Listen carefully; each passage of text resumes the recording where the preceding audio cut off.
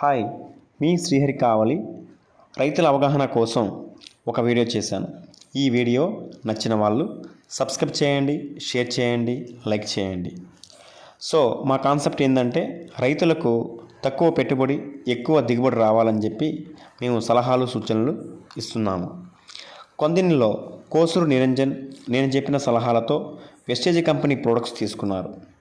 అవి urea, super phosphate, potash, అలాగే wastage వారి గంటగులకలను కలిపి నారు పొలానికి వేసినారు.